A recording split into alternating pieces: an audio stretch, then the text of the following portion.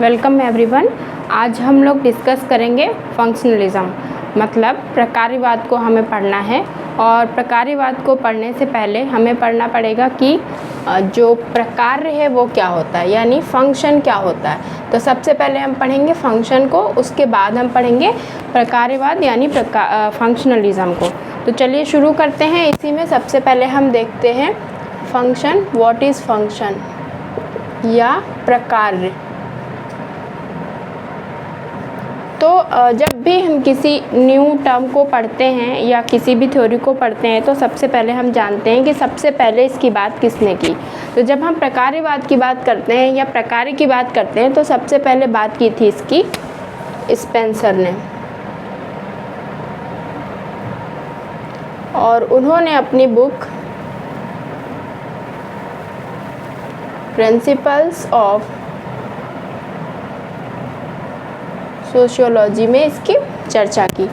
ठीक है, तो सबसे पहले उन्होंने स्पेंसर ने बताया कि प्रकार्य का जो मतलब है वो जैसे किसी भी, क्योंकि वो शरीर से तुलना करते हैं तो कहते हैं कि जैसे शरीर के एक दूसरे के जो अंग होते हैं वो एक दूसरे से जुड़े हुए होते हैं और एक दूसरे पे डिपेंडेंट होते हैं। आगे जाके फिर वो जैसे जैसे बड़े जटिल होते जाते हैं और वो विकसित रूप ले लेते हैं। तो इस तरह से यहाँ से सबसे पहले बात शुरू हुई प्रकार्य की स्पेंसर के द्वारा। स्पेंसर के बाद जो बात की वो किसने की, सीक्वेंस में अगर देखा जाए तो वो दुर्खीम ने बात की अपनी book division of labour in society और रूल्स ऑफ सोशियोलॉजिकल मेथड में। इन्होंने इसमें ये बात की, दुर्खीम ने बताया कि जैसे जैसे समाज डिवीज़न ऑफ लेबर में आगे बढ़ता जाता है, विभिन्नता का रूप लेता जाता है, तो क्या होता है, लोग अपने डिफरेंट वर्क करते हैं और उसके बाद समाज में एक यूनिटी आती है। तो डिवीज़न ऑफ लेबर में ये यही बताते हैं कि जैसे एक ऑलपिन को बनाने में भी इतने सारे लोग लगे होते हैं, फिर वो सारे लोग मिलकर किसी एक चीज़ की पर्टिकुलर विशेषता निकल के आती है और उस तरह से ये सारी ही चीज़ें समाज में क्या करती हैं, एक तरह से यूनिटी पैदा करती हैं और समाज में एक योगदान लाती हैं। तो इस तरह से बात की। अभी हम जब आगे और डिस्कस करेंगे तो आपको क्लियरली समझ में आएगा कि क्या मतलब है। उसके बाद अगर हम देखें दुर्खीम के बाद किसने बात की तो वो हैं ब्राउन ने। ब्राउन ने भी अपनी जो इनकी बुक थी structure and function in primitive society, तो ब्राउन ने अपनी book structure and function in primitive society में बताया कि जो प्रकार्य का मतलब है, उन्होंने सीधा सीधा प्रकार्य का मतलब एक योगदान से लिया है और उसमें वो कहते हैं एक आंशिक क्रिया के द्वारा, जो एक छोटी मतलब आंशिक क्रिया के द्वारा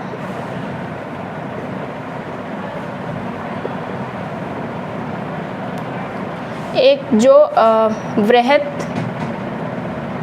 क्रिया होगी या समाज होगा उसको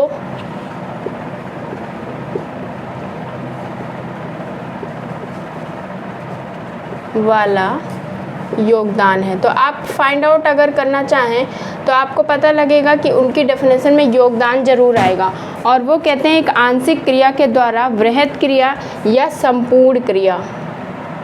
संपूर्ण क्रिया का मतलब है सोसाइटी से, यानी संपूर्ण क्रिया को दिया जाने वाला जो योगदान है उसको क्या कहते हैं, वो प्रकार्य कहते हैं। कौन? ब्राउन। यानी एक जो छोटी सी क्रिया है, आंशिक क्रिया, उसके द्वारा ये जो बृहद है समाज, उसको जो ये योगदान दे रहे हैं उससे क्या हो रहा है, प्रकार्य का काम है। और इसमें उन्होंने सामूहिकता यानी संपूर्ण सामाजिक जीवन की बात करते हैं। वो कहते हैं संपूर्ण सामाजिक जीवन, संपूर्ण सामाजिक जीवन को योगदान देने की बात हो रही है यहाँ पे। तो इसमें जो भी बेनिफिट होगा वो पूरे संपूर्ण सामाजिक जीवन को दिया जाएगा। तो इस तरह से आपको पता चला इनकी डेफिनेशन में कि उन्होंने संपूर्ण सामाजिक जीवन में दिए जाने वाले योगदान की बात की। और इसमें आपने देखा कि एक संपूर्ण जो छोटी सी आंशिक क्रिया है उसके द्वारा समाज को जो वही योगदान भी दे रही है और उससे वो अपने आप को भी चलाता है और पूरे समाज को भी चलाता है। ये इनकी डेफिनेशन है। तो आपको जब फाइंड आउट करना होगा तो ये आसानी से मिल जाएगा। नेक्स्ट हम आते हैं मैलिनोव्स्की।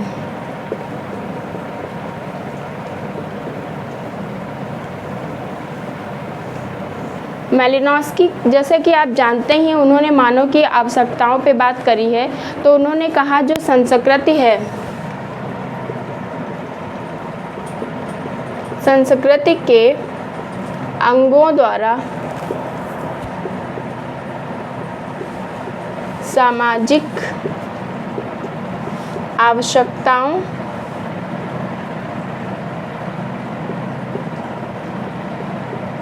की पूर्ति में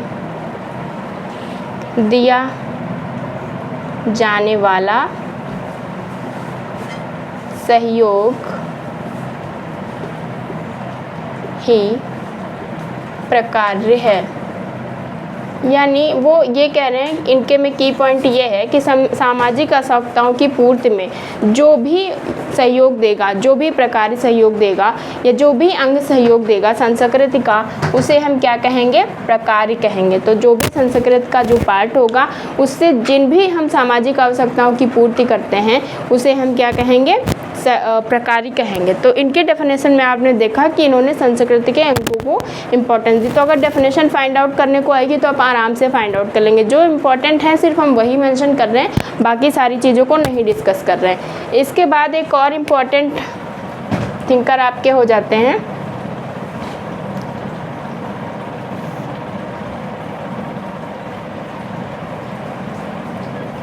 जब हम क्लूक हॉर्न की बात करते हैं तो उनकी बुक है मिरर फॉर मैन। ये बुक भी में भी पूछी जाए, इम्पोर्टेंट बुक है। मिरर फॉर मैन में उन्होंने अपनी डेफिनेशन में उन्होंने 3 की पॉइंट रखे। तो उसमें उन्होंने एक तो रखा है रिस्पॉन्स। ये हम आपको याद करने के लिए बता रहे हैं ताकि आसानी से याद हो जाए। तो इसमें वो कहते हैं किसी भी संस्कृति के द्वारा ऐसा प्रतिक्रिया या रिस्पांस, हम पूरी डेफिनेशन यहाँ पे नहीं लिख रहे हैं, फिर भी शॉर्टकट में आपको समझ में आ जाए इसलिए बता दें। संस्कृति के द्वारा जो प्रक्रिया होगी उसकी या रिस्पांस, प्रतिक्रिया होगी या रिस्पांस, ऐसा रिस्पांस हो जो क्या हो? संपूर्ण समाज के द्वारा ग्रहण किया जा सके। क्या किया जा सके? ग्रहण किया जा सके। तो ये एक दूसरा की पॉइंट हो गया, ग्रहण किया जा सके। ओके। तो क्लूक हॉर्न ने मिरर फॉर मैन अपनी बुक में कहा संस्कृति के द्वारा कोई भी ऐसा रिस्पांस या प्रतिक्रिया होगी जिसे हम प्रकार कह सकते हैं जो संपूर्ण समाज के द्वारा ग्रहण किया जा सके। और इसी के साथ साथ उन्होंने कहा कि वह सामाजिक अनुकूलन योग्य हो या सामाजिक अनुकूलन में बढ़ावा देता हो। मेन की पॉइंट क्या है? सामाजिक अनुकूलन। तो ऐसा रिस्पांस जो संपूर्ण समाज के द्वारा ग्रहण किया जा सके और वो सामाजिक अनुकूलन में अपना सहयोग दें। तो इस तरह से 3 की पॉइंट आपने देखे क्लूक हॉर्न की डेफिनेशन में। तो ये भी अगर ढूंढने को आ जाए इनमें से किसने ये बात कही है, क्योंकि डेफिनेशन काफ़ी पूछी जाती है, तो आपको पता होना चाहिए। और तीनों में डिफरेंस भी पता होना चाहिए कि जो ब्राउन है उन्होंने एक ऐसी बात कही है कि जो भी एक आंशिक क्रिया के द्वारा संपूर्ण क्रिया को जो हम योगदान देंगे उसे हम क्या कहेंगे? प्रकार्य कहेंगे। और जो मैलिनोव्स्की हैं वो तो नीड्स की जो आवश्यकताओं की पूर्ति करेंगे उसको ही कहते हैं कि वही प्रकार्य है।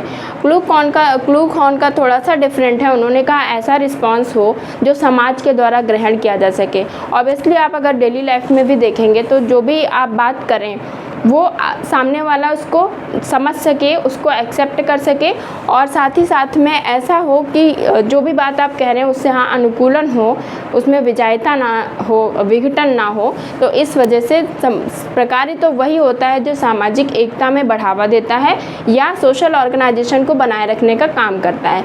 तो इस तरह से आपने देखा कि क्लूकॉन ने ये बात कही। नेक्स्ट हम आते हैं मर्टन ने क्या कहा। तो मर्टन ने कहा प्रकार्य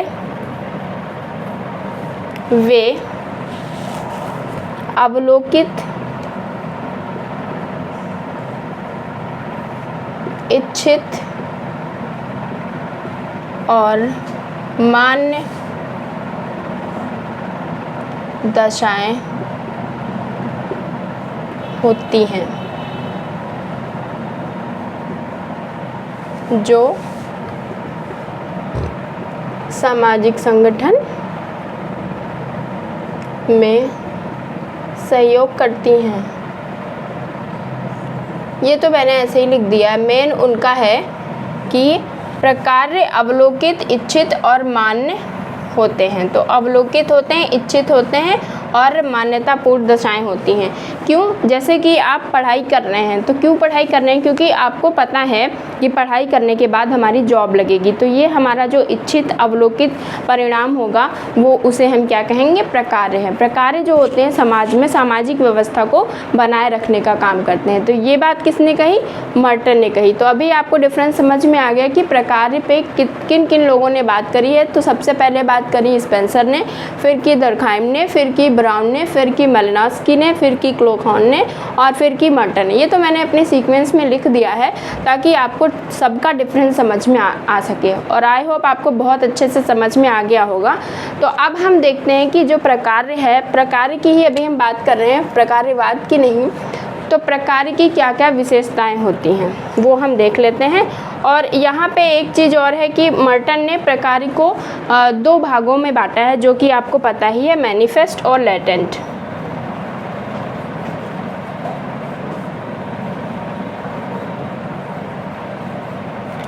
तो मैनिफेस्ट तो वो होते हैं जो पहले से इच्छित और मान्य होते हैं। यानी आपको पहले ही पता है कि हम अगर पढ़ाई कर रहे हैं तो उसका रिज़ल्ट क्या होगा? हमें जॉब पानी है, यानी हमें नौकरी करनी है, इसलिए हम पढ़ाई कर रहे हैं। तो ये हमारा इच्छित और मान्य प्रकार्य हो गया। लेटेंट फंक्शन वो होता है जो ना हमें पहले से पता होता है और ना ही मान्य होता है, लेकिन फिर भी हम सोचते तो कुछ और हैं, लेकिन उसका जो हमें सामाजिक रूप में हमें रिज़ल्ट मिलता है वो कुछ और मिलता है। जैसे कि हमने बार बार जो हमने पेपर्स डिस्कस किए हैं प्रीवियस ईयर के, उसमें भी आपको बता रखा है कि उन्होंने होपी जनजाति का जो एग्ज़ाम्पल दिया है वो बेस्ट एग्ज़ाम्पल है। तो होपी जो जनजाति है उसमें क्या होता है? होपी ट्राइब में पहले तो आप इसका आंसर देख लें, मीनिंग देख लें क्या होगा। ना तो इच्छित होगा और ना ही मान्य होगा। और एग्ज़ाम्पल है होपी जनजाति में वर्षा होना, ये एग्ज़ाम्पल है। तो होपी ट्राइब में क्या होता है? एक ग्रुप डांस होता है, कई लोग मिलकर डांस करते हैं और ये मानते हैं कि अगर हम ये डांस करेंगे तो इससे क्या होगी? वर्षा होगी। वैसे तो वर्षा डायरेक्टली कोई डांस से लिंक नहीं है, डांस की वजह से वर्षा नहीं होती है, वो तो टाइमली अपने जब होना होगा तभी होती। लेकिन होपी जनजाति वाले ये मानते हैं कि अगर हम सामूहिक डांस करेंगे तो क्या होगा? ग्रुप डांस करेंगे तो उससे क्या होगा? वर्षा होगी। तो उससे वर्षा तो नहीं होती है, लेकिन एक तरह से इसमें जो सामूहिकता की भावना होती है वो निकल के आती है, सामूहिकता की भावना निकलती है। और इसी के साथ साथ इसमें क्या होता है? एक एकता की भावना प्रबल होती है, यानी यूनिटी डेवलप होती है। किससे? ये जो ग्रुप डांस होता है उससे। तो हमारा मतलब क्या था? हम वर्षा के लिए डांस कर रहे थे, वर्षा तो नहीं हुई, लेकिन क्या हुआ? एकता ज़रूर निकल के आई। तो ना इच्छित एकता तो ना इच्छित थी और ना ही मान्य थी, यूनिटी। ये तो हमने सोचा भी नहीं था कि हमारे में यूनिटी होगी अगर हम ये काम करेंगे। तो जब ऐसा काम होता है तो उसे हम क्या कहते हैं? लेटेंट फंक्शन कहते हैं। तो आपने देखा कि जितने लोगों ने बात की है वो हमने आपके सामने रखी और बहुत ही शॉर्टकट में आपको बताने की कोशिश की जिससे आप डिफरेंस निकाल सकें अगर पूछी जाती है डेफिनेशन तो। अब हम थोड़ा सा और टाइम लेंगे, प्रकार की विशेषताएं बता दें आपको, कैरेक्टरिस्टिक्स, उसके बाद हम प्रकार्यवाद को पढ़ेंगे। तो अगर आपको ये इम्पोर्टेंट लगा तो नोट कर लीजिए, फिर हम डेफिनेशन को कैरेक्टरिस्टिक्स को डिस्कस करके फंक्शनलिज्म पढ़ते हैं।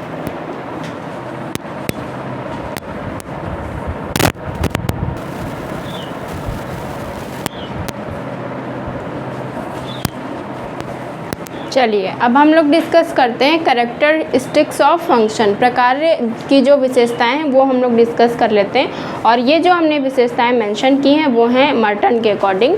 तो मर्टन ने ये कुछ विशेषताएं बताई थी प्रकार की, अगर पूछ लिया जाए। उन्होंने सोशल,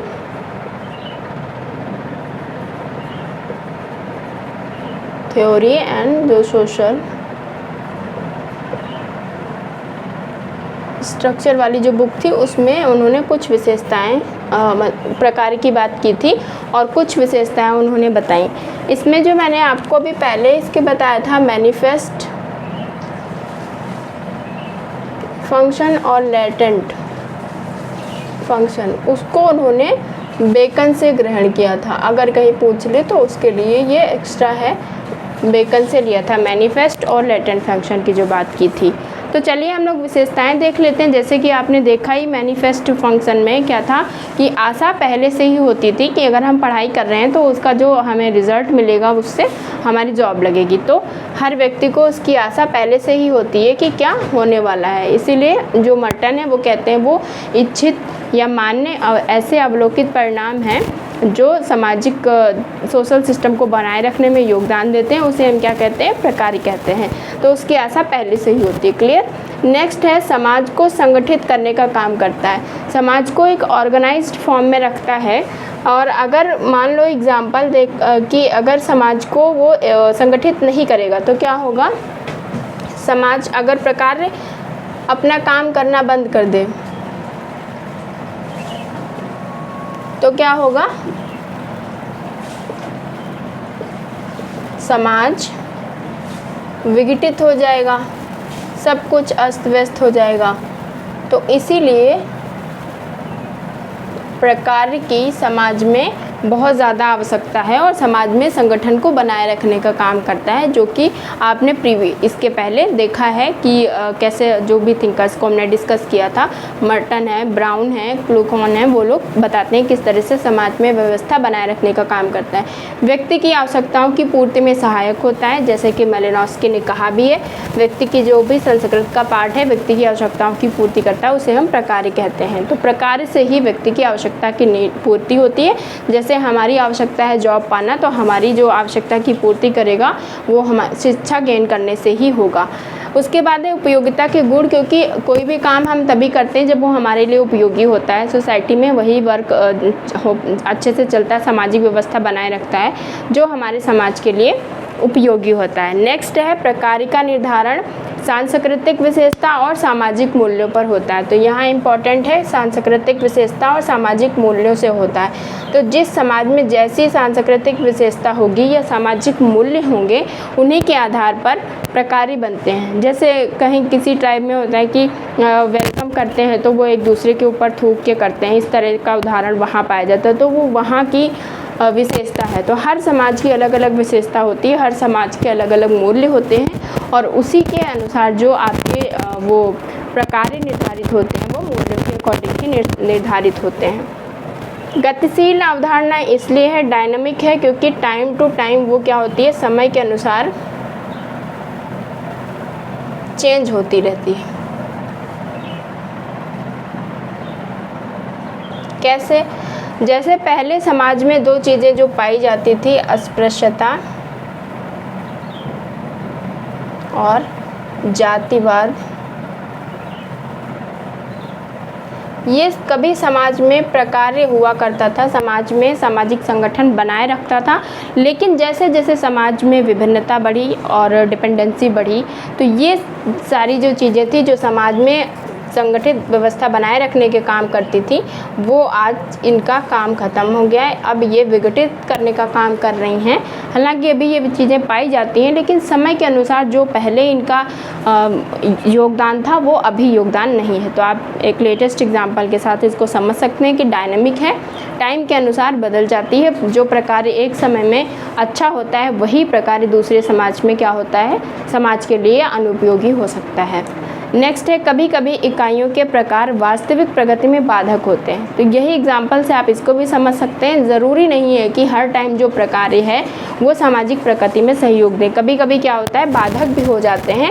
जैसे आप देखिए, अगर जातिवाद की बात करेंगे तो सामाजिक प्रगति में बाधक है, इसकी वजह से बहुत सारी प्रॉब्लम क्रिएट हो रही हैं। नेक्स्ट मैंने यहाँ पे जो लिखा है वो तो ऐसे ही एक्स्ट्रा लिख दिया है। फंक्शनल यूनिटी या प्रक्रियात्मक एकता की अगर पूछे कौन बात करता है, ये भी इसकी विशेषता है, लेकिन ये बात करते हैं आपके ब्राउन। ऊपर जितनी बातें मैंने बताई वो सारी मर्टन के अकॉर्डिंग थी, लेकिन यहाँ पे जो मैंने बताया प्रक्रियात्मक एकता की बात अगर किसी एग्ज़ाम में पूछी भी जाती है, फंक्शनल यूनिटी किसने कहा है, तो वो हैं आपके ब्राउन। तो ये इंपॉर्टेंट क्वेश्चन था और थोड़ा सा वो इम्पॉर्टेंट था। मैनिफेस्ट और लैटेंट जो मैंने पहले ही डिस्कस कर दिया, उसको बेकन से ग्रहण किया है। अपनी बात जो उन्होंने प्रकार की है वो social theory and social structure वाली बुक में की है। ये कुछ करेक्टरिस्टिक्स थी, अगर आपको इंपॉर्टेंट लग रही तो उन्हें नोट कर लीजिएगा। इस पर्सपेक्टिव में कई बार कोटेशन में आ जाता है कि इसमें से करेक्ट बताइए, तो उसमें दिया होता है प्रकार्य है तो क्या है, ये है, ये है, ये है, ये है, तो मे भी कुछ इसमें इम्पोर्टेंट लगे तो आप नोट कर लीजिए। फिर हम पढ़ते हैं प्रकार्यवाद, फंक्शनलिज्म।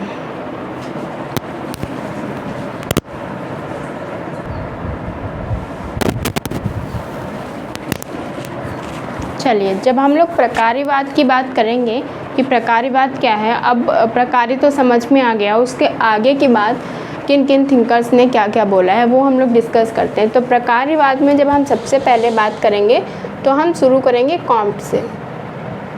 तो कॉम्ट ने जो प्रकार्यवाद में बात की, उन्होंने जो सावयव है और समाज, इसको एक समान देखा है, सावयव और समाज को एक समान देखा है। तो ऐसे डेफिनेशन भी पूछी जाती है इसमें, किसने समाज को सावयव माना है या सावयव ही समाज, ऐसे करके पूछी जाती है, तो वो भी इम्पोर्टेंट है। तो कॉम्ट ने सावयव और समाज को एक ही माना है और ये कहा कि समाज में जितनी भी प्रत्येक संस्था है, इंस्टीट्यूशन जो है, उसका जो कार्य है वो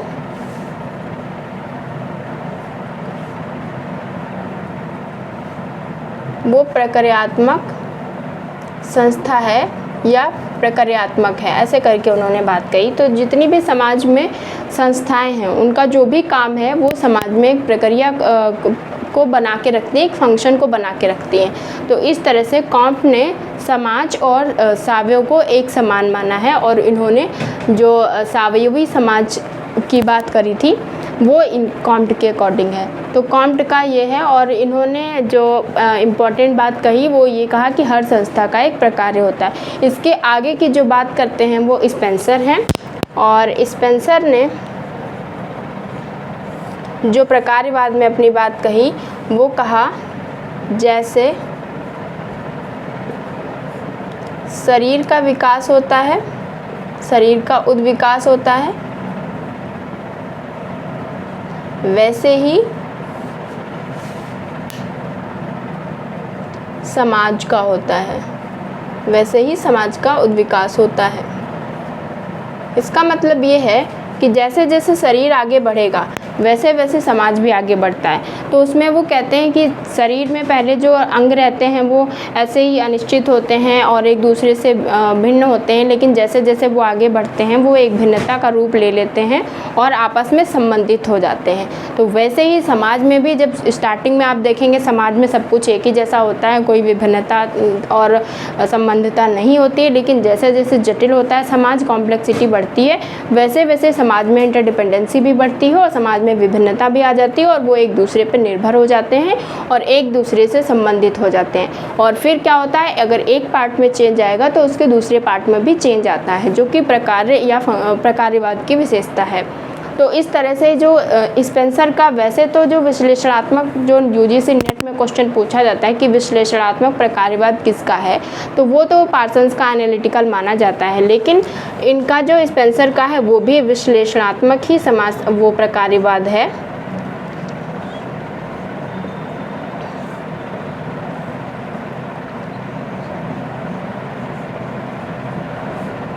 यानी एनालिटिकल ही है, अगर पूछ ले तो ये इनका जो प्रकार्यवाद है उसको हम यही कहेंगे। और इसमें जो इन्होंने ऑर्गेनिज्म की बात करी है उसके प्रोसेस की बात करते हैं, जो सावयववाद का जो प्रक्रिया है उसकी बात करते हैं स्पेंसर।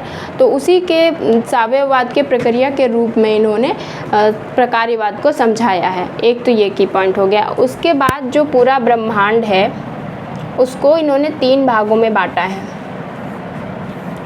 पहला है अकार्बनिक,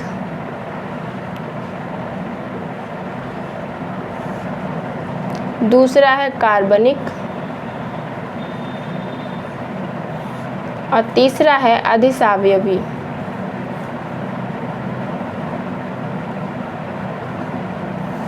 तो इसमें इन्होंने भौतिक और रासायनिक को रखा है, और जो कार्बनिक है उसमें जैविक और मनोवैज्ञानिक को रखा है।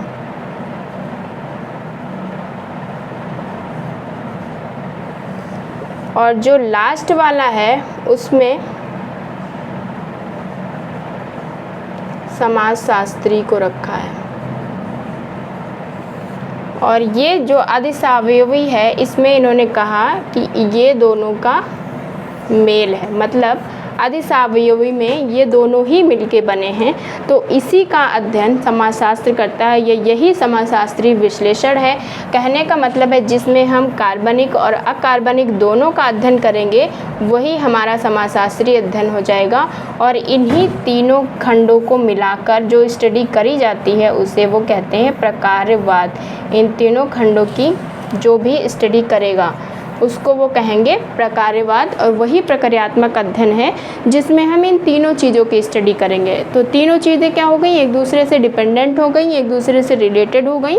कौन सी हैं वो, अकार्बनिक, कार्बनिक और अधिसावयवी। तो इस तरह से आपने देखा कि वो उसको अधिसावयवी मानते हैं। कहने का वही मतलब है जैसे जैसे आगे बढ़ेंगे वैसे वैसे विभिन्नता बढ़ती जाएगी और एक दूसरे पे डिपेंडेंसी बढ़ती जाएगी। तो उसको उन्होंने कहा है जो ये प्रकार्यवाद। और यही प्रकार्यवाद है जिसमें हम इन कई सारी चीज़ों को लेके चलते हैं। तो इस तरह से आपने देखा कि ये बहुत ही इम्पोर्टेंट है। और इसमें एक और चीज़ इम्पोर्टेंट है वो मैं यहाँ पे नोट कर दूँ, इसको इवोल्यूशनरी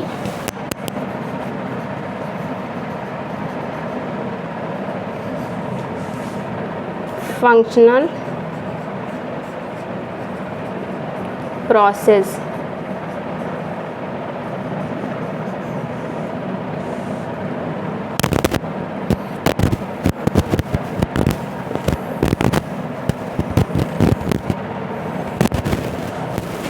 भी कहते हैं। तो जो इनका है स्पेंसर का उसको हम इवोल्यूशनरी फंक्शनल प्रोसेस भी कह सकते हैं क्योंकि यहाँ से ही स्टार्टिंग हुई थी। और ये ऑर्गेनिज्म की बात करते हैं यानी समाज और सावयव को एक साथ लेके चलते हैं। और इसके जो इनका जो प्रकार्यवाद है उसको हम विश्लेषणात्मक प्रकार्यवाद कहते हैं।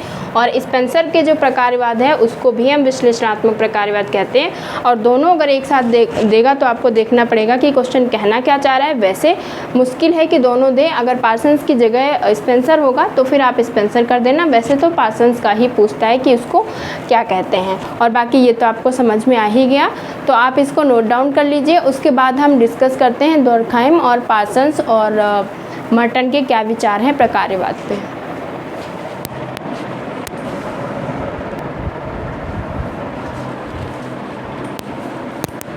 चलिए अब हम जानते हैं इसमें प्रकार्यवाद में डोर्कहाइम और पार्सन्स ने क्या कहा। तो सबसे पहले हम पढ़ते हैं डोर्कहाइम को।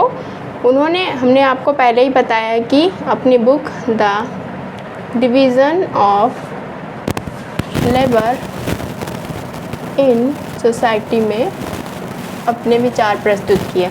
अब क्योंकि जो डोर्कहाइम है वो समाज को क्या मानते हैं, जीवधारी मानते हैं। समाज को। इनके अकॉर्डिंग समाज जीवधारी है और समाज में कई सारी आवश्यकताएं होती हैं। तो जो भी, इसलिए क्या है, समाज में आवश्यकताएं होती हैं कई सारी। तो इन्होंने कहा, दुर्कहाइम ने, कि जो भी प्रकार्य इन समाज में जो भी आवश्यकताएं हैं इनकी पूर्ति करेगा उसे हम क्या कहेंगे, प्रकार्य कहेंगे। जो भी गतिविधि समाज में क्या करती है, इन आवश्यकताओं की पूर्ति करेगी। कोई भी जो गतिविधि समाज की इन आवश्यकताओं की पूर्ति करेगा उसे हम क्या कहेंगे, प्रकार्य कहेंगे या प्रकार्यवाद कहेंगे। तो इनके अकॉर्डिंग प्रकार्यवाद वही है जो भी समाज में आवश्यकताओं की इन आवश्यकताओं की पूर्ति करता है। अब उन्होंने आगे बताया कि किस तरह से समाज में इन आवश्यकताओं की पूर्ति होती है। तो जैसे उन्होंने कहा, समाज में जो भी आवश्यकता है व्यक्ति के जीवित रहने की, वो क्या है, धर्म है, परिवार हैं और राजनीति हैं। ये सब क्या करती हैं, समाज में जो भी बेसिक नीड्स होती हैं उनकी आवश्यकताओं की पूर्ति करते हैं। तो इसलिए इन्होंने प्रकार्यवाद में कहा कि ये प्रकार्य हैं धर्म, परिवार और ऐसे। आपने देखा कि जो कॉम्ट थे वो भी यही कहते हैं कि समाज में जो भी संस्थाएं अपना काम कर रही हैं उससे क्या हो रहा है, समाज में एक यूनिटी बनी रहती है। तो इन्होंने क्या, क्योंकि जो दुर्कहाइम थे उन्होंने जो अरुंटा ट्राइब थी उसमें उन्होंने क्या किया था, धर्म का जो अध्ययन किया था उसके आधार पे पाया था कि जो धर्म है वो किसका विकास करता है, एकता की भावना का विकास करता है और वही सबको एक सूत्र में बांधे रखने का काम करता है। तो इन्होंने ये कहा कि जो धर्म है उससे क्या हो रहा है, एकता की भावना निकल के आ रही है और उससे क्या हो रहा है, समाज में ये ऐसी गतिविधियाँ हो रही हैं जो सामाजिक आवश्यकताओं की पूर्ति कर रहा है और समाज में एक एकता बना के रखा। तो आपने पढ़ाई इसके पहले, प्रकार्य का मतलब क्या होता है, वो यूनिटी बनाए रखने में योगदान देता है। तो इस तरह से आपने देखा, धर्म, परिवार, राजनीति, ये सब परिवार में यूनिटी बनाए रखने का काम करते हैं और इससे एक जो सूत्र है निकल के आता है, एकता का सूत्र है। और ये अपने इन्होंने जो धर्म की स्टडी की थी उसके आधार पे कहा। और इसी के साथ साथ इन्होंने कहा कि इसमें एक सर्वसम्मति होती है जिसको कॉन्सेंसस कहते हैं। सर्वसम्मति होती है और उसमें मतलब सभी लोग एग्री होते हैं, जिससे सामूहिक चेतना यानी ग्रुप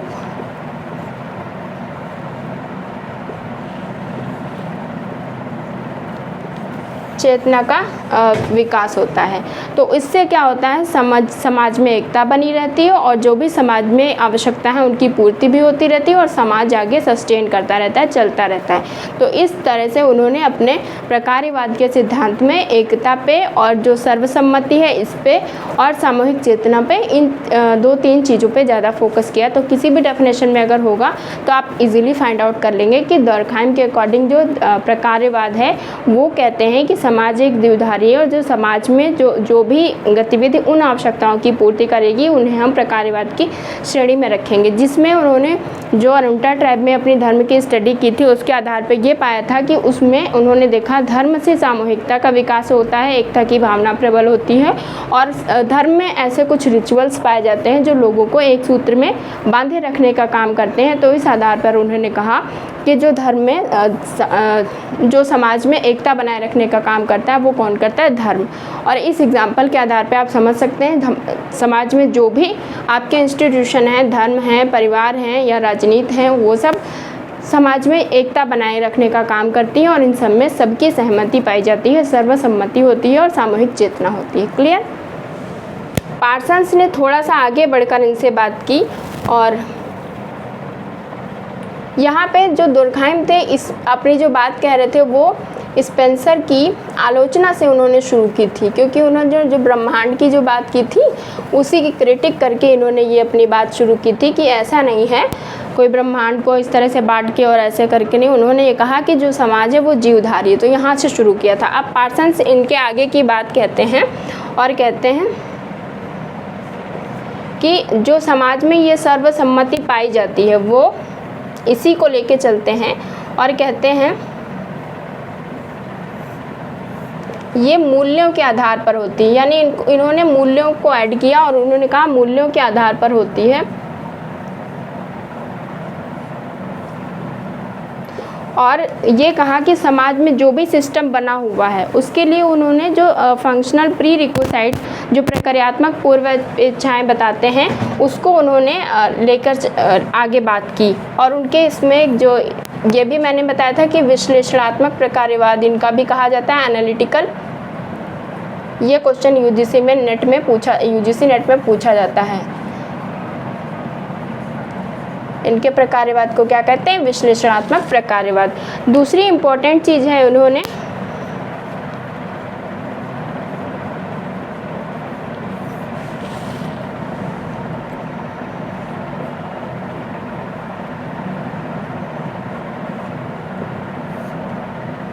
प्रकार्यात्मक पूर्व अपेक्षाएं जो फंक्शनल प्री रिक्विसाइट की बात की है,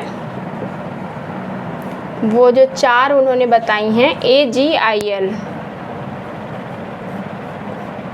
तो AGIL क्या करता है?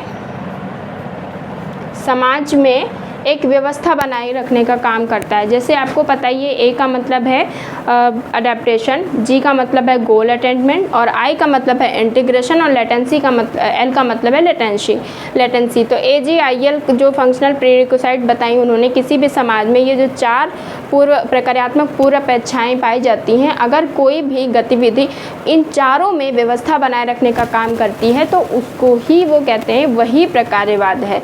तो बात समझ में आ गई। उन्होंने इससे आगे थोड़ा सा बढ़ के बात की और उन्होंने कहा कि उसमें मूल्यों को भी रखा है।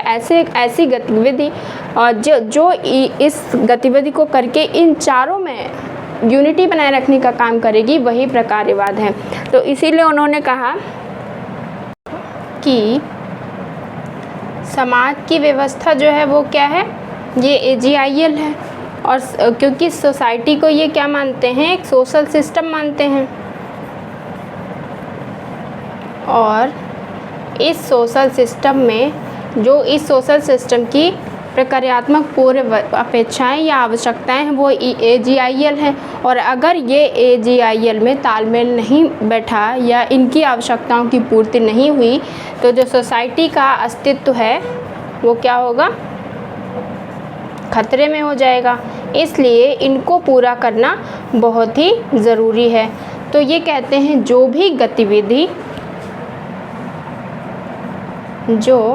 गतिविधि समाज की व्यवस्था बनाए रखने में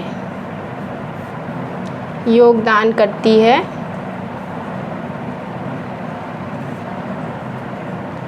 वही प्रकार्य है। क्योंकि उन्होंने सारी गतिविधियों को प्रकार्य नहीं माना। इन्होंने कहा कि जो भी गतिविधि समाज की व्यवस्था को बनाए रखने में क्या करेगी? योगदान करेगी, उसको ही उन्होंने प्रकार्य कहा। और इसमें उन्होंने कहा कि जो भी गतिविधि होगी वो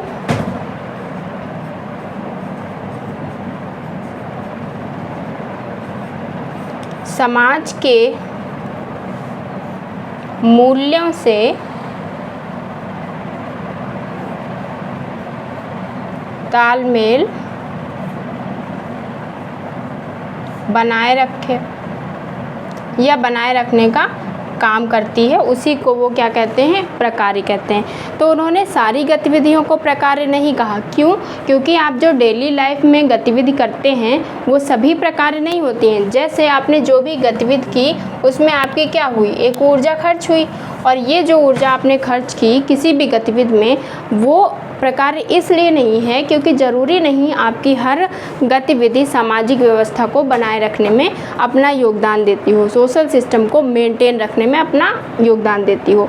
कैसे? आप एग्जांपल से समझिए। जैसे आपने कोई गतिविधि की, कार चलाने की। कार चलाना एक गतिविधि है। नहाना एक गतिविधि है, खाना एक गतिविधि है, या कोई भी ऐसा आप जो भी आप अपना काम कर रहे हैं पर्सनल लाइफ में, वो सारी गतिविधि होती हैं। तो आपने जो भी गतिविधि की उसमें वो आपकी ऊर्जा खर्च हुई, लेकिन वो समाज में तब तक प्रकारात्मक रूप से काम नहीं करेगी जब तक वो इन चारों में सामाजिक व्यवस्था में अपना सहयोग नहीं देगी। कैसे? आपने कार चलाई, ये आपकी पर्सनल गतिविधि थी, प्रकार्य नहीं हुई। लेकिन अगर आपने इसमें कुछ चीज़ों का ध्यान रखा, जैसे कि यातायात के नियमों का ध्यान रखा और उसको ध्यान में रख कर आपने ये कार चलाई है, तो आपका जो सोशल सिस्टम है वो मेंटेन रहेगा, इसमें जो अडेप्टेशन है वो बना रहेगा, सामाजिक व्यवस्था इंटीग्रेशन जो है वो बना रहेगा और इसकी व्यवस्था में कोई भी व्यवधान नहीं आएगा। तो हम इसको कहेंगे प्रकार्यात्मक या प्रकार्य। तो यातायात के नियमों का ध्यान रख के आपने क्या किया, जैसे कार आपने चढ़ाई तो सड़क के किस तरफ चलाई, बाईं तरफ, बाईं तरफ आपने कार चलाई, तो ये आपने यातायात के नियमों का पालन किया, जिससे सामाजिक व्यवस्था मेंटेन रही और इस तरह से आपने समाज में योगदान दिया। दूसरा आपने क्या किया, हेलमेट पहना, उससे भी जो यातायात के नियम थे उसको फॉलो किया। और जब रेड लाइट जली तो आपने अपनी कार को स्टॉप कर दिया, आगे नहीं बढ़े। तो इस तरह से आपने यातायात के नियमों का पूर्णतया पालन किया।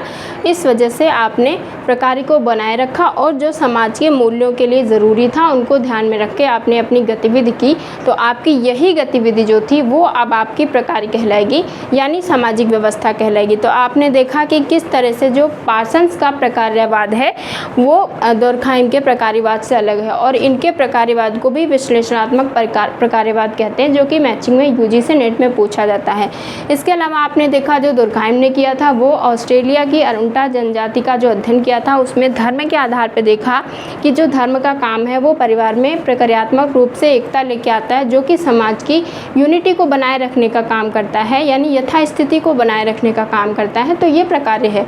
सेम इसी तरह ये भी बात करते हैं, सर्वसम्मति की तो बात करते हैं लेकिन इन्होंने उसमें मूल्यों को ऐड कर लिया। तो कहीं डेफिनेशन में अगर पूछा जा रहा है और उसमें आपको दिख रहा है कि हाँ मूल्यों को ध्यान में रख के कोई गतिविधि की जा रही है जो समाज के प्रकार्यात्मक रूप से हेल्प कर रही है सोशल सिस्टम को बनाए रखने के लिए, तो अगर प्रकार्य की बात हो रही है तो उसमें हो जाएंगे आपके पार्सन्स। तो इस तरह से आप डेफिनेशन भी फाइंड आउट कर लेंगे और ये भी देख लेंगे कि ये लोग किस तरह से प्रकार्यवाद की बात करते हैं। तो आपको प्रकार्यवाद का मतलब तो समझ में आ ही रहा होगा, किस तरह से एक सिस्टम में जो भी एक व्यक्ति होता है वो अपने आप को भी सस्टेन करता है और सिस्टम को भी सस्टेन करता है, बनाए रखने में मदद करता है, उसी को हम कहते हैं प्रकार्यवाद। और ये एक दूसरे से रिलेटेड होते हैं, इंटीग्रेटेड होते हैं और एक दूसरे पर डिपेंडेंट भी होते हैं। ऐसे ही एक दूसरे को हेल्प करते हुए व्यवस्था बनी रहती है और जो भी काम या प्रकार्य व्यवस्था को बनाए रखने का काम करते हैं उसी को ही हम प्रकार्यवाद कहते हैं।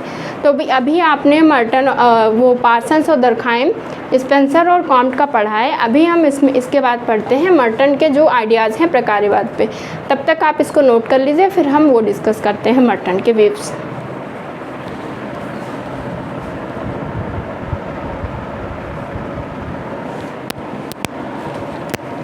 चलिए, जब हम मर्टन का प्रकार्यवाद पढ़ते हैं तो उससे पहले हम जान लेते हैं कि मर्टन ने ये जो प्रकार्यवाद की बात की थी वो अपनी book the social structure and social theory में की थी। ये तो हमने आपको ऑलरेडी बता रखा है। इसके लिए जो मर्टन है उन्होंने एक इनके जो प्रकार्यवाद को कहते हैं वो कहते हैं, मैं यहाँ लिख दूँ, अनुभूति मूलक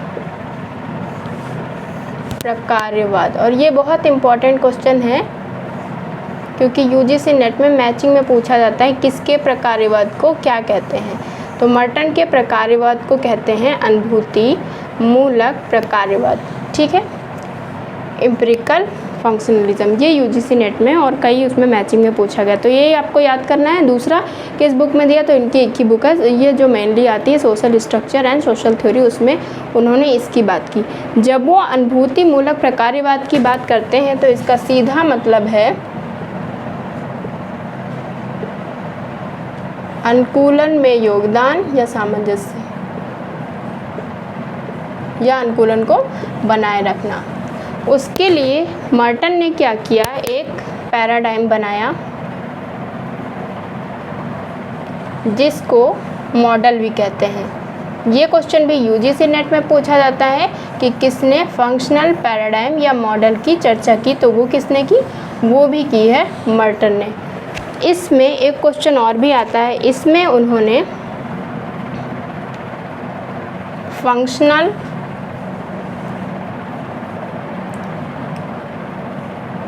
अल्टरनेटिव्स की बात की है। ये क्वेश्चन भी यूजीसी नेट में, एमपी में और भी जितने असिस्टेंट प्रोफेसर के एग्ज़ाम होते हैं वो उसमें पूछा जाता है कि किसने प्रकारवाद में फंक्शनल अल्टरनेटिव्स की बात की है, तो वो किए हैं मर्टन।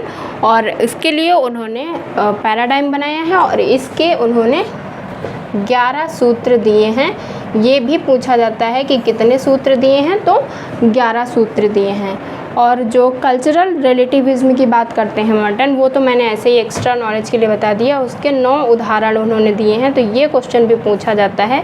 राजस्थान में पूछा गया था असिस्टेंट प्रोफेसर के एग्ज़ाम में, लेकिन आपको कंफ्यूज नहीं होना है। ये 9 उदाहरण वो रिलेटिविज्म के देते हैं जब वो रिलेटिविज्म की बात करते हैं, और जब फंक्शनल अल्टरनेटिव की बात करते हैं तो उन्होंने 11 सूत्र दिए हैं। उसके अलावा यहाँ पे इम्पॉर्टेंट है कि पैराडाइम उन्होंने बनाया है और जिसको मॉडल भी कहते हैं, और अनुभूतिमूलक प्रकारवाद कहते हैं। अब हम आते हैं कि जो प्रकार की उन्होंने बात की है उसके उन्होंने ये 5 अर्थ दिए हैं। तो अभी तक ये क्वेश्चन नहीं पूछा गया है कहीं, तो जब ये पूछ रहा है कितने सूत्र दिए, कितने उदाहरण दिए हैं, तो मैं भी ये भी पूछ ले कि कितने अर्थ हैं। वैसे मुश्किल ही है, लेकिन फिर भी आपको लर्न होना चाहिए कि 5 अर्थ बताए हैं। तो वो 5 अर्थ क्या बताएं कि शरीर की संचालन में दिया जाने वाला योगदान के रूप में इसको हम यूज़ करते हैं प्रकारी को। जैसे कि हमने बताया था, स्पेंसर ने जो बात की है वो शरीर के संचालन में जैसे ही प्रकार का काम करता है वैसे ही समाज में काम करता है। तो एक तो इसमें यूज़ होता है प्रकार। दूसरा वो कहते हैं सार्वजनिक उत्सव, यानी जो प्रोग्राम होते हैं उसमें भी प्रकार को यूज़ किया जाता है, उस अर्थ में भी यूज़ किया जाता है। तो ये बता रहे हैं कि किस किस रूप में हम प्रकारी को यूज़ करते हैं। तो एक तो इसमें यूज़ कर सकते हैं, दूसरा इसमें, और तीसरा हम व्यवसाय के रूप में भी हम प्रकारी को यूज़ करते हैं। जैसे किसका क्या काम है उस रूप में हम यूज़ कर लेते हैं प्रकारी को। तीसरा उन्होंने कहा सामाजिक पद में भी हम, जैसे कि जाति व्यवस्था है तो उसमें भी हम यूज़ करते हैं प्रकार कि जाति व्यवस्था के अनुसार इनका ये काम है, उनका वो काम है, तो उसमें भी हम यूज़ करते हैं। और जो लास्ट है वो चर के रूप में यानी वेरिएबल के रूप में भी हम प्रकार को यूज़ करते हैं। तो ये उन्होंने बताया कि जो प्रकार है वो इन 5 अर्थों में यूज़ किया जा सकता है। तो ये थोड़ा सा अलग था, शायद नहीं पता हो या तो ये कुछ इम्पोर्टेंट था। इसके अलावा जब वो फंक्शनल अल्टरनेटिव्स की बात करते हैं तब प्रकारवाद को परिभाषित करते हैं, और इसके लिए उन्होंने प्रकार को 3 भागों में बांटा है। कितने भागों में बांटा? 3 भागों में। और उसमें पहले नंबर पे रखा है उन्होंने फंक्शन को। और फंक्शन का मतलब है जो सामाजिक व्यवस्था को बनाए रखने के लिए व्यवस्था से अनुकूलन करे में सहयोग देगा या अनुकूलन बनाए रखेगा, उसको कहते हैं प्रकार। तो प्रकार का मतलब क्या है? व्यवस्था बनाए रखने में अनुकूलन, व्यवस्था बनाए रखने में अनुकूलन करेगा, तो उसे हम कहेंगे प्रकार या फंक्शन। फॉर एग्ज़ाम्पल मैंने आपको बताया था कि मान लीजिए आपने गाड़ी चलाते वक्त हेलमेट पहना है, तो उससे क्या होगा? सामाजिक व्यवस्था में सहयोग होगा और सामाजिक व्यवस्था में अनुकूलन होगा, सामाजिक व्यवस्था बनी रहेगी, तो वो एक प्रकार है। इसके अलावा दूसरे एग्जाम्पल से समझ सकते हैं, मॉर्निंग के स्कूल में प्रेयर हो रही है यानी प्रार्थना, और उसमें सभी व्यक्ति एक पंक्ति में लाइन में खड़े हुए हैं और आप भी जाके उसी लाइन में खड़े हो गए, तो उससे क्या हुआ? सामाजिक व्यवस्था बनी रही यानी सामाजिक व्यवस्था में अनुकूलन रहा। तो ये हो गया प्रकार। और उसके बाद उन्होंने जो दूसरा फंक्शन रखा है वो है डिसफंक्शन। इसका क्या मतलब है? इसका मतलब है जब कोई भी व्यवस्था बनाए रखने के लिए व्यवस्था से अनुकूलन नहीं करेगा या अनुकूलन नहीं होगा जिस गतिविधि से, उसको हम कहेंगे डिसफंक्शन। फॉर एग्ज़ाम्पल, आपने गाड़ी चलाते वक्त हेलमेट नहीं पहना तो उससे क्या हुआ? व्यवस्था में व्यवधान हो गया, व्यवस्था एज इट इज़ नहीं बनी रही। या फिर प्रार्थना के टाइम आप लाइन में नहीं खड़े हुए और जाके आप अलग खड़े हो गए तो इससे सिस्टम डिस्टर्बेंस हो गया और व्यवस्था में व्यवधान पहुंचा, तो ये हो गया डिसफंक्शन। उसके अलावा इन्होंने एक और फंक्शन की बात की है, नॉन फंक्शन। नॉन फंक्शन का मतलब है आपकी गतिविधि से व्यवस्था पे या व्यवस्था के अनुकूलन से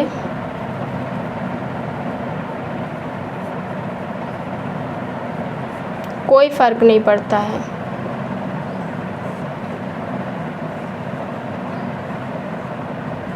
कोई फर्क नहीं पड़ा जब, तो क्या हो गया? नॉन फंक्शन हो गया। फॉर एग्ज़ाम्पल, आप एक हॉस्टल के विद्यार्थी हैं और हॉस्टल में रहते हैं और उस हॉस्टल में रहने के साथ साथ आप पूरी रात जगते हैं हॉस्टल में, और पूरी रात जगने के टाइम आपने कई तरह की गतिविधि की, जैसे चाय कॉफ़ी कई बार पिए आपने, पानी पिए और आप खुद टहले, लेकिन उससे किसी को डिस्टरबेंस नहीं हुआ, सब लोग सो रहे थे, व्यवस्था एज इट इज़ बनी रही। आप पूरी रात जगे, आपने पर्सनल एक्टिविटीज़ की, गतिविधि की जिसमें आपकी ऊर्जा खर्च हुई, लेकिन पार्सन्स के अकॉर्डिंग वो जो क्रिया थी वो प्रकार्य नहीं थी।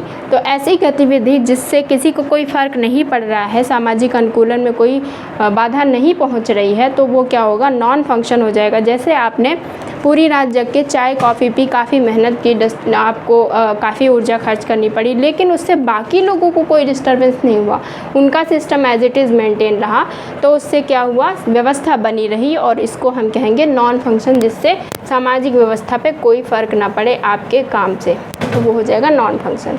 यहाँ पे एक और इम्पॉर्टेंट चीज़ है जो कि है यू फंक्शन, जिसकी बात मर्टन तो नहीं करते हैं, लेकिन हम यहाँ पे डिस्कस कर दें क्योंकि एक ही जैसा है तो आप कंफ्यूज ना हो। इसकी बात करते हैं लोवी अपनी book the structure of society 1952 में आई थी, और इस बुक में उन्होंने यू फंक्शन की बात की। ये PGT 21 में पूछा गया था। तो यू फंक्शन का मतलब है अनुकूलनशील प्रकार्य। अनुकूलनशील प्रकार्य वो होते हैं जो परिवर्तित व्यवस्था के अनुसार अपने समाज की जो संस्था है उसको और अपने आप को ढाल लें, उसको हम कहते हैं यू फंक्शन। तो यू फंक्शन का क्या मतलब होगा? अनुकूलनशील प्रकार्य जो कि परिवर्तित व्यवस्था के अनुसार समाज की संस्था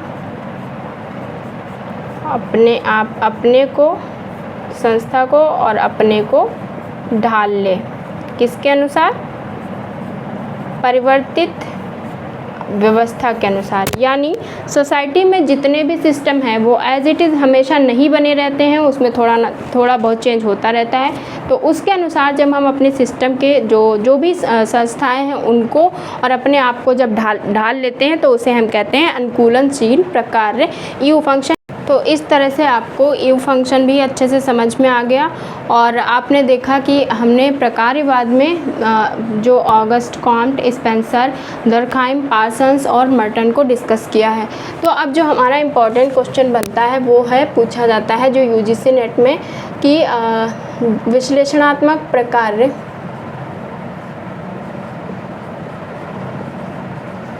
वाद से कौन संबंधित है। तो उसमें आपके आएंगे पार्सन्स, और अगर पार्सन्स नहीं है तो आपने देखा स्पेंसर ने भी वही बात कही, उनके पार्सन्स उसके प्रकार्यवाद को भी विश्लेषणात्मक प्रकार्यवाद कहते हैं। नेक्स्ट पूछा जाता है कि अनुभूति मूलक प्रकार्य जो यहाँ मेंशन है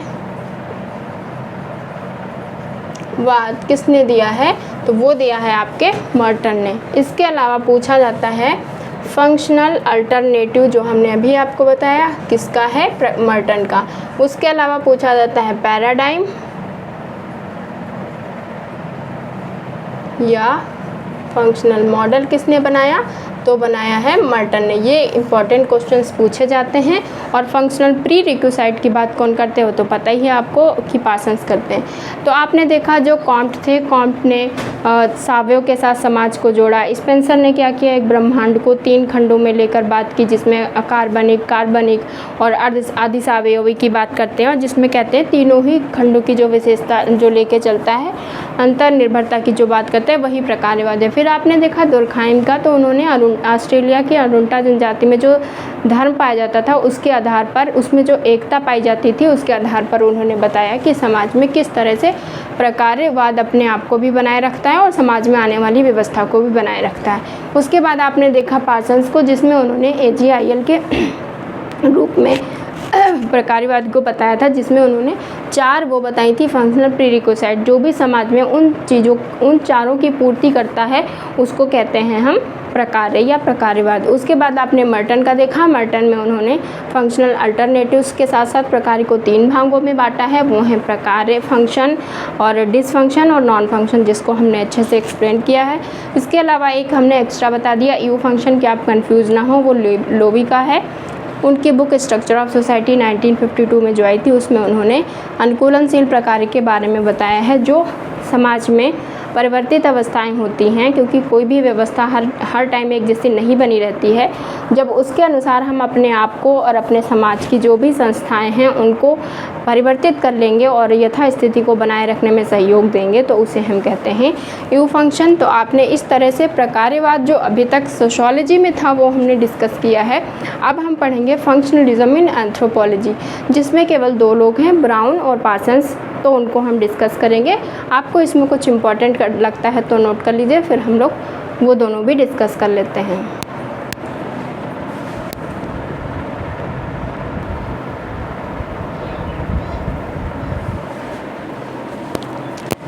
चलिए, जब हम प्रकारवाद की बात करते हैं एंथ्रोपोलॉजी में, तो उसमें हम मालिनोव्स्की और ब्राउन को पढ़ते हैं। जैसे कि आपको पता है मालिनोव्स्की का जो काम है वो सामाजिक आवश्यकता जो है, नीड्स पे, उस पे है। उनकी book a scientific theory of culture जो थी, उसमें उन्होंने प्रकारवाद की बात की है, और इनके प्रकारवाद को कहा जाता है व्यक्तिवादी प्रकारवाद। तो ये तो आप ऐसे ही कर लेंगे, ये हमने बताया क्योंकि ये मैचिंग में आता है। तो इनके प्रकारवाद को क्या कहते हैं, व्यक्तिवादी प्रकारवाद। इसके अलावा उन्होंने कल्चर की बात की है जब, तो वो कहते हैं संस्कृति वह भाग है जो सामाजिक आवश्यकताओं की पूर्ति में योगदान देता है। तो ये कहा मालिनोव्स्की ने कि संस्कृति वो भाग है जो सामाजिक आवश्यकताओं की पूर्ति में योगदान देता है, वही प्रकार कहलाता है। तो व्यक्तिवादी प्रकार में इन्होंने समाज को क्या किया है, 3 स्तर पे देखा है, सोसाइटी को 3 स्तर पर देखा है। और वो 3 स्तर कौन से हैं, पहला है बायोलॉजिकल, दूसरा है स्ट्रक्चरल और तीसरा है प्रतीकात्मक यानी सिंबॉलिक। तो जब वो जैविकी की बात करते हैं तो इसमें आता है बीमारी, पोषण, शरीर, इन सब से बचाओ।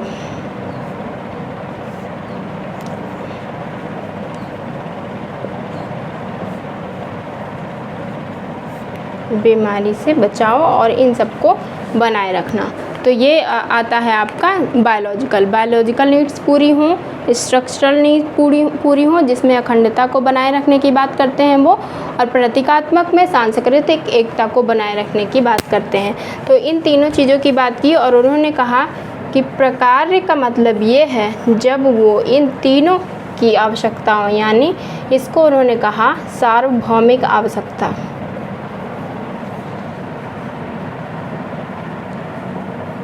जो प्रकार्य इन सार्वभौमिक आवश्यकताओं की पूर्ति करेगा उसे हम कहेंगे प्रकार्य।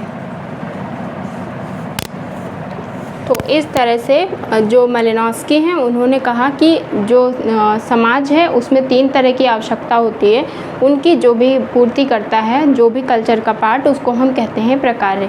तो इस तरह से इनका जो प्रकार्यवाद है उसको हम कहते हैं व्यक्तिवादी प्रकार्यवाद, क्योंकि इन्होंने व्यक्ति की जो इंडिविजुअल नीड्स हैं उनको बहुत ज़्यादा इंपॉर्टेंस दी है और कहा जो भी इन आवश्यकताओं की पूर्ति करेगा वही प्रकार्य है। तो इस तरह से आपने देखा मालिनोव्स्की का जो प्रकार्यवाद है उसमें बहुत ज़्यादा इंपॉर्टेंट नहीं है, बस इतना ही इम्पोर्टेंट था, उसको हमने डिस्कस किया है।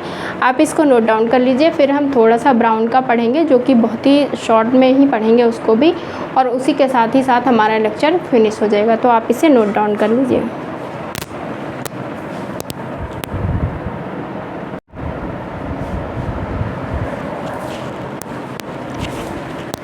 चलिए, जब हम ब्राउन के प्रकार्यवाद की बात करते हैं तो उसमें जैसे हमने पहले ही बता रखा है, उन्होंने अपनी book structure and function in primitive society में प्रकार्यवाद का सिद्धांत दिया है। और ये जो थे ब्राउन वो दुर्खीम से प्रभावित थे।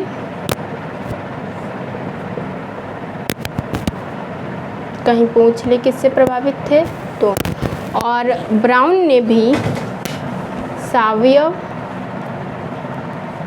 और समाज को एक समान माना है। ठीक है, ब्राउन भी इन दोनों को एक समान मानते हैं।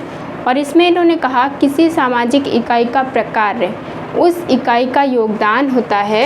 इनकी डेफिनेशन में योगदान एक की पॉइंट है, जो वहाँ सामाजिक व्यवस्था की क्रियाशीलता के रूप में सामाजिक जीवन को देता है। ये एक इम्पॉर्टेंट डेफिनेशन है, आप इसको नोट डाउन कर लीजिएगा, इसलिए मैंने एज इट इज़ नोट कर दिया है। उसके अलावा उन्होंने कहा कि समाज के जो दुर्खीम थे वो कहते थे समाज की जो आवश्यकताएं हैं, जो समाज की आवश्यकताएं जिसको दुर्खीम ने कहा, उसको इन्होंने कहा वो जीवित रहने की आवश्यक दशा है, यानी नेसेसरी कंडीशन ऑफ एग्जिस्टेंस उसको कहा है। और दुर्खीम ने क्या कहा है, समाज की आवश्यकता अगर पूछ ले तो दुर्खीम उसको कहते हैं समाज की आवश्यकता, और उसी को ब्राउन ने कहा है जीवित रहने की आवश्यक दशा। इसी में उन्होंने फंक्शनल यूनिटी की भी बात की है ब्राउन ने।